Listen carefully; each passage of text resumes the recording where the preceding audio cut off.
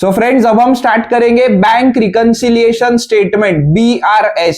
ठीक है। सो बहुत सारे बच्चों को आदत होती है इसमें ना सब पॉइंट्स को रटने की।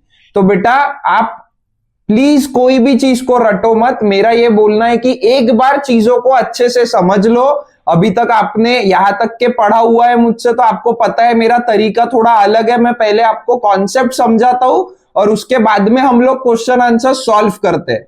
सो प्लीज बेटा आप लोग कुछ भी रटो मत। अकाउंट्स ये बहुत ही प्रैक्टिकल सब्जेक्ट है, बहुत ही लॉजिकल सब्जेक्ट है, और इसमें अगर आपके बेसिक्स क्लियर है तो आपको कोई भी चैप्टर में दिक्कत नहीं जाती है। ये मैंने आपको पहले ही बताया हुआ है। सो प्लीज अभी मैं आपको जो चीजें समझाने की कोशिश कर रहा हूं उसको अच्छे से समझो, और फिर आपको देखो क्वेश्चन आंसर्स एकदम ही इजी लगेंगे, ये मेरी गारंटी है। बट पॉजिटिवली जो समझा रहा हूं उसको समझने की कोशिश करो। ठीक है। सो हम लोग स्टार्ट करते हैं। तो हमने ये देखा हुआ है हमारा मेमोरी टेक्निक क्या है, एसेट लाइबिलिटी एक्सपेंस इनकम वाला ABCDEFGHIJKL। अगर हम ऐसा पूरा बोले तो A और E पहले आता है, सो एसेट और एक्सपेंस में डेबिट बैलेंस होता है। L और I बाद में आता है, सो इनकम और लाइबिलिटी में क्रेडिट बैलेंस होता है। एसेट और एक्सपेंस पहले आता है, उसमें डेबिट बैलेंस, लाइबिलिटी और इनकम बाद में आता है, उसमें क्रेडिट बैलेंस। अब इससे हम अकाउंटिंग कैसे करते हैं, तो ये मॉडर्न अप्रोच ऑफ अकाउंटिंग है। इससे हम अकाउंटिंग कैसे करते हैं, सो एसेट और एक्सपेंस में डेबिट बैलेंस है, अगर हमें इंक्रीज करना है तो हम सेम साइन यूज करेंगे, मतलब हम डेबिट करेंगे। अगर हमें एसेट और एक्सपेंस को रिड्यूस करना है तो हम अपोजिट साइन यूज करेंगे, मतलब हमें क्रेडिट करना पड़ेगा। और इसी तरीके से लाइबिलिटी और इनकम में क्रेडिट बैलेंस होता है, अगर हमें क्रेडिट बैलेंस को इंक्रीज करना है तो हम सेम साइन यूज करेंगे, मतलब हम क्रेडिट कर देंगे। और अगर हमें लाइबिलिटी और इनकम के क्रेडिट बैलेंस को रिड्यूस करना है तो हम अपोजिट साइन यूज करेंगे, हम डेबिट कर देंगे। ठीक है। ये सिंपल सा लॉजिक है और इसी से हमें पूरा अकाउंटिंग 11th का 12th का सॉल्व करना है। सो अभी बैंक रिकंसिलिएशन स्टेटमेंट में होता क्या है फ्रेंड्स, सो मैंने आपको फर्स्ट लेक्चर में पढ़ाया हुआ है एंटिटी कॉन्सेप्ट। एंटिटी मतलब कौन, the person whose accounting is to be done. वो पर्सन जिसकी हमें अकाउंटिंग करनी है वो होता है हमारा एंटिटी। सो अभी BRS में हमें क्या पढ़ना है बेटा, BRS बैंक रिकंसिलिएशन स्टेटमेंट। इसमें हमें कैश बुक और पासबुक में डिफरेंस क्यों आता है वो समझना है। तो कैश बुक और पासबुक ये दो चीजें हैं जो हमें समझना है। तो मैं एक एग्जांपल से आपको पहले समझाता हूं कि होता क्या है। तो एंटिटी कॉन्सेप्ट हमें काम आने वाला है यहाँ पे। So deposited cash ₹10,000 into bank. So left में बिजनेस, राइट में बैंक।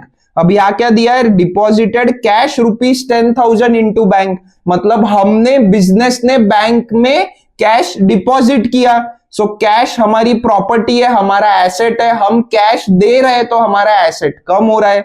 एसेट को कम करना है मतलब ही डेबिट बैलेंस को कम करना है, तो अपोजिट साइन यूज करेंगे, मतलब हम कैश अकाउंट को कर देंगे क्रेडिट।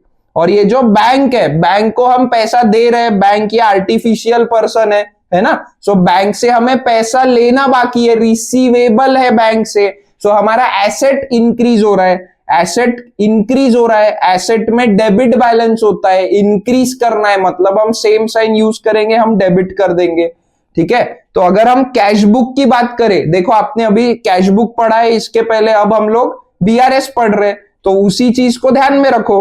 कैश बुक जब हम पढ़ रहे हैं, मतलब जब हम कैश बुक में अकाउंटिंग करते हैं तब बिजनेस के पॉइंट ऑफ व्यू से अकाउंटिंग होती है। क्या बोला मैंने, जब हम कैश बुक में अकाउंटिंग करते हैं तब वो बिजनेस के पॉइंट ऑफ व्यू से अकाउंटिंग होती है। सो बिजनेस के लिए क्या हो रहा है, बैंक को हमें डेबिट करना है, तो कैश बुक में जो बैंक कॉलम है उसमें हम डेबिट साइड में जाएंगे, क्योंकि ये रिसीट साइड है, बैंक में पैसा आ रहा है ना, तो रिसीट साइड है, एसेट बढ़ रहा है इसलिए डेबिट करना है। सो कैश बुक में बैंक कॉलम में हम डेबिट कर देंगे, क्योंकि ये डिपॉजिट कर रहे हैं, हम बैंक में पैसा डिपॉजिट कर रहे हैं।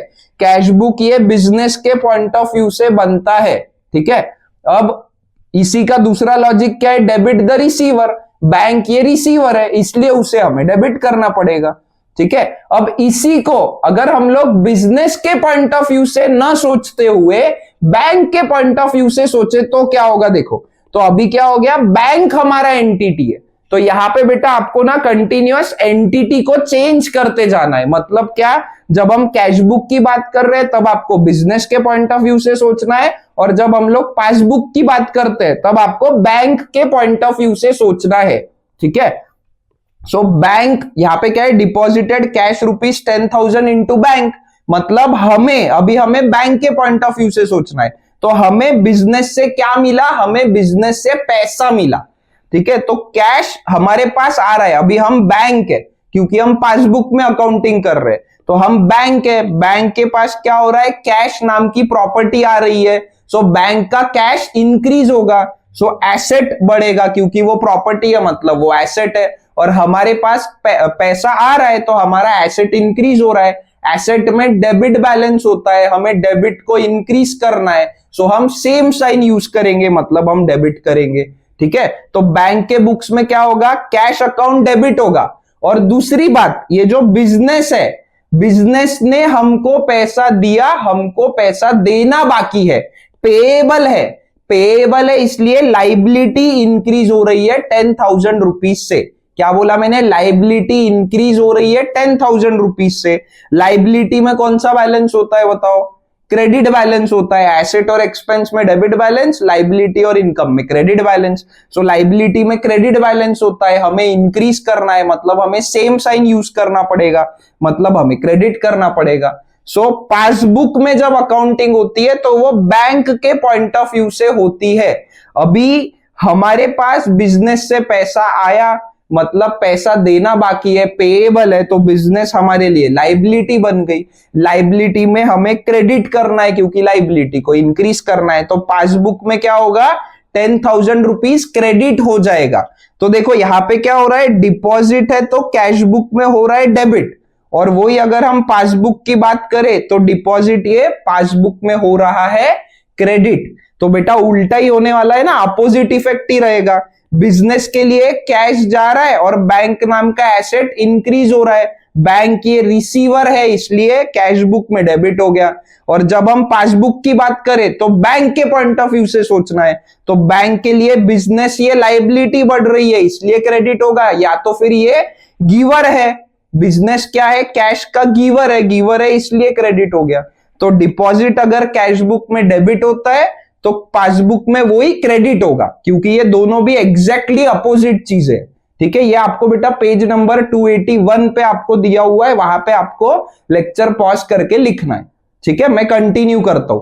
तो अभी हमने क्या देखा कि डिपॉजिट अगर कैश बुक में डेबिट होगा तो पासबुक में वही डिपॉजिट क्रेडिट होगा।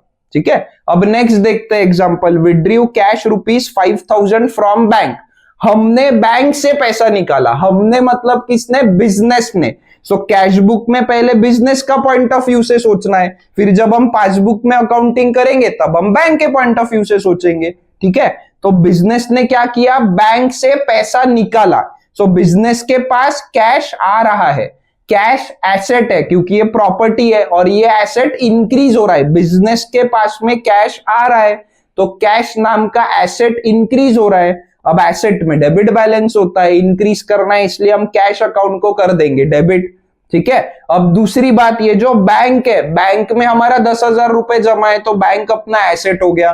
ठीक है, अब हम इससे पैसा निकाल रहे तो अपना एसेट बढ़ेगा या कम होगा मुझे बताओ। जो हमें पैसा लेना बाकी है उसमें से हम थोड़ा सा पार्ट ले रहे तो हमारा एसेट रिड्यूस हो जाएगा बेटा, बैंक बैलेंस कम हो जाएगा ना हमारा, क्योंकि 10,000 पहले बैंक बैलेंस था, अब 5,000 निकाल रहे तो 5,000 से बैंक बैलेंस कम हो जाएगा।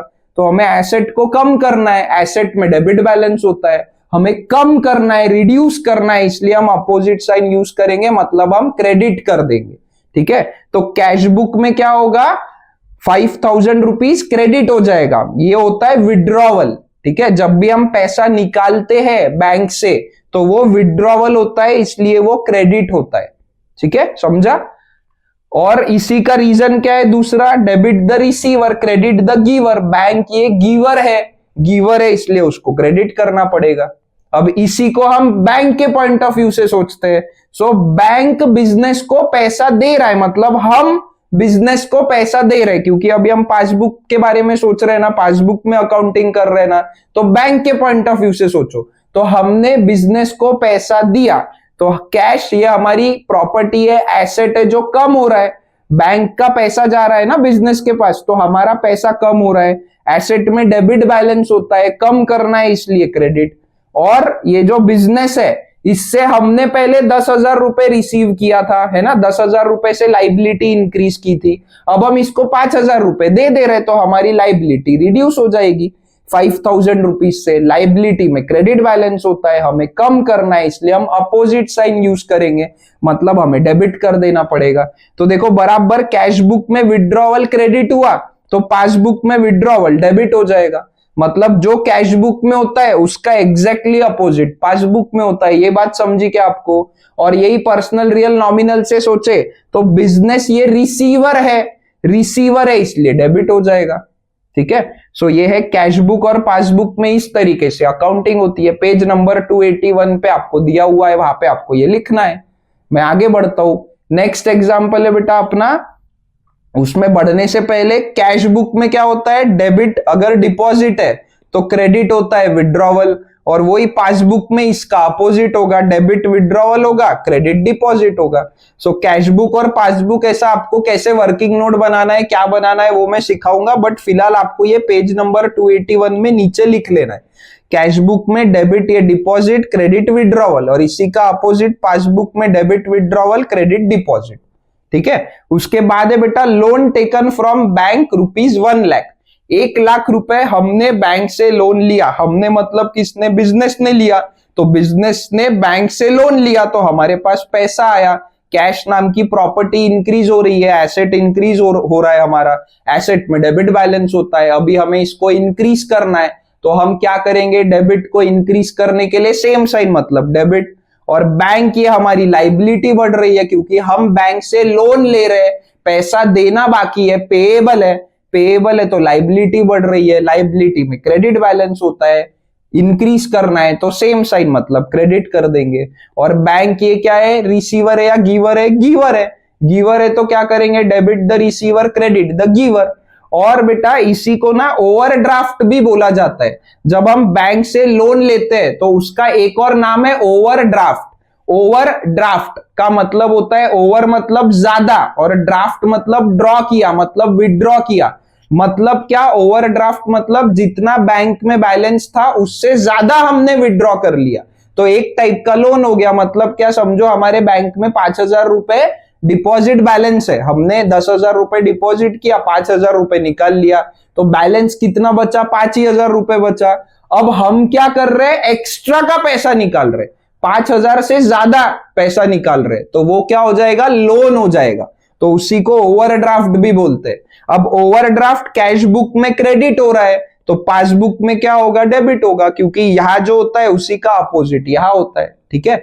और फिर इसी को हम क्या बोलते हैं, favourable. Deposit balance as per cash book को ही favourable balance as per cash book भी बोलते हैं, और फेवरेबल का अपोजिट अनफेवरेबल। तो डेबिट में फेवरेबल है, क्रेडिट में अनफेवरेबल है, कैश बुक में, तो इसी का उल्टा हो जाएगा, पासबुक में अनफेवरेबल फेवरेबल, ठीक है। उसके बाद में आपने ये चीज तो पढ़ी ही है, कैश बुक में डेबिट में रिसीट आता है, क्रेडिट में पेमेंट आता है, इसी का अपोजिट हमें पासबुक में कर देना है। क्या होगा, पासबुक में क्रेडिट में क्या आएगा, डेबिट में पेमेंट आएगा, क्रेडिट में रिसीट आएगा। तो बेटा लेक्चर पॉज करो और ये पेज नंबर 281 पे अच्छे से लिख लो, ये वाली चीज बहुत ज्यादा इंपॉर्टेंट है, ये वर्किंग नोट में आपको हर क्वेश्चन में सॉल्व करते टाइम लिखना भी है, और इससे देखो आपको एकदम इजी लगेगा। तो क्या है ये, डेबिट डिपॉजिट, क्रेडिट विड्रॉवल या ओडी, इसी का अपोजिट पासबुक में डेबिट विड्रॉवल या ओडी, ओडी मतलब ओवरड्राफ्ट, और क्रेडिट में जाएगा डिपॉजिट। फिर कैश बुक में डेबिट फेवरेबल, क्रेडिट अनफेवरेबल, इसी का अपोजिट पासबुक में डेबिट अनफेवरेबल, क्रेडिट फेवरेबल। फिर कैश बुक में डेबिट में रिसीट, क्रेडिट में पेमेंट, इसी का अपोजिट पासबुक में डेबिट में पेमेंट, क्रेडिट में रिसीट, ठीक है। एकदम ही सिंपल सा चीज है।